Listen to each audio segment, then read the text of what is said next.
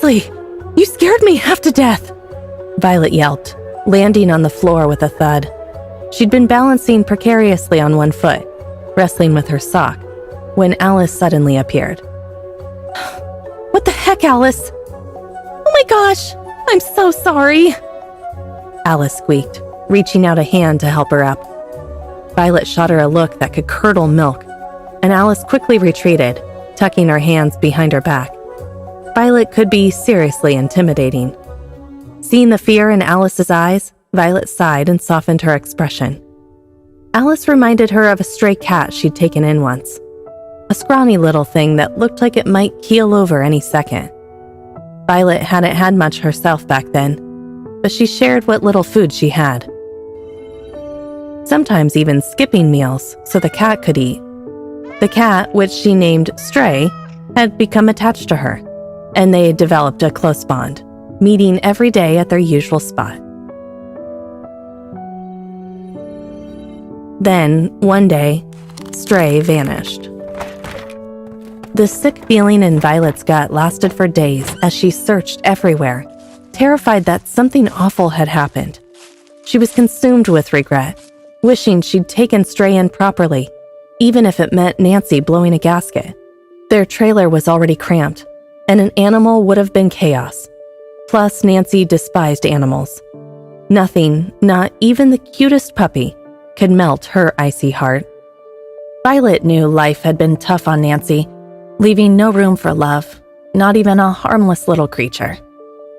2 weeks later, the truth came out. Stray wasn't a stray at all.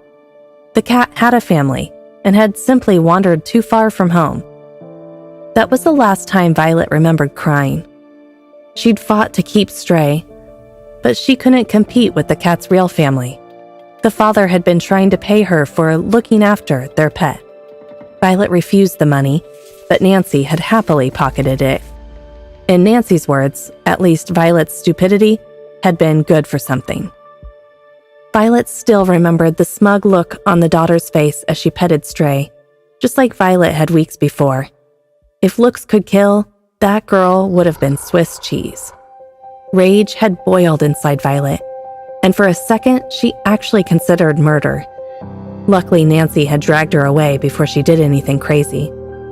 The worst part was that Stray hadn't seemed to care at all. The cat had nestled into the girl without a second thought, as if everything Violet had done, all their time together, had meant nothing. Violet had cried herself to sleep for days, heartbroken. It wasn't until Nancy slapped her and gave her a lecture that she finally snapped out of it. Her longing for love and a real family had made her cling to that cat. She thought it would be her and Stray against the world, but the cat had taught her a brutal lesson. Even family could walk away without a backward glance, just like her own family had. It might sound dramatic, but for a love-starved 10-year-old, it had left a scar. It shaped how she saw the world and how she dealt with people. Violet had friends, sure, but she kept them at arm's length, close enough for fun, but not close enough to hurt her if things went south.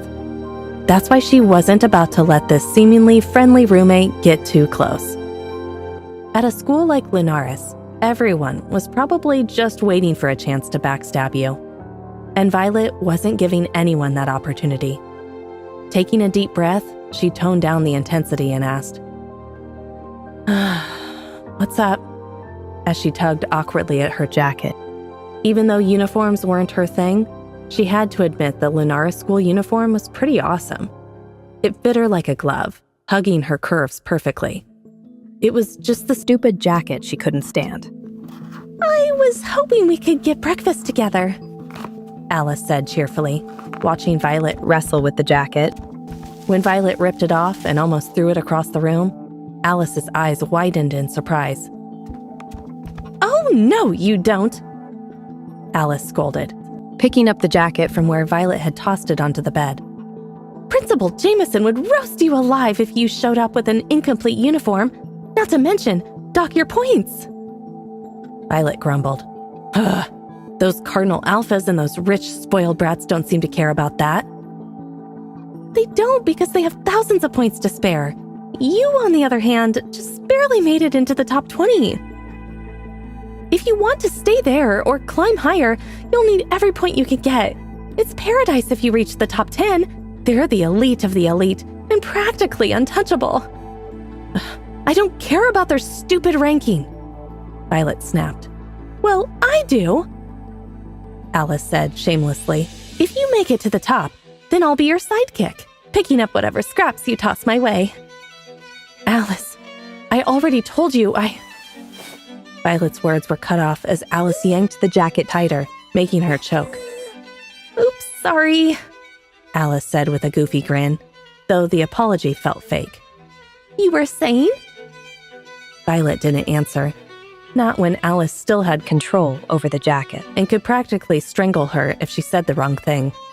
Apparently, the Cardinal Alphas weren't the only psychos this school was hiding. Not that she was naming names. Once satisfied with her work, Alice smoothed her hands over the jacket and asked in a deceptively sweet voice, Tell me, Violet, do you want to just chill here in peace? The words were on the tip of Violet's tongue, but the shock from earlier kept her silent. She only managed a stiff nod. Then you need this school's currency, power. With enough of it, you'll be left alone to do whatever you want. Or maybe I'll just lie low and be left alone, Violet thought sarcastically. Do you understand? Alice's voice was sugary, but with a sharp edge. Yes, Violet managed to squeak. Good. Alice clapped her hands, her cheerful demeanor returning so fast it nearly gave Violet whiplash. Come on, then. Alice looped her arm through Violet's. Let's grab some breakfast. And without waiting for a reply, she dragged Violet along. Violet could only follow, her heart pounding in her chest. It was clear now she'd have to sleep with one eye open if she wanted to survive in this room. One bad night, and someone might actually use a jacket to finish her off in her sleep. Wait, that's not the end. You've just had a free taste. Now get the full story on the Pocket FM app, link in description. Check out our next video and playlist, and don't forget to like, share, and subscribe.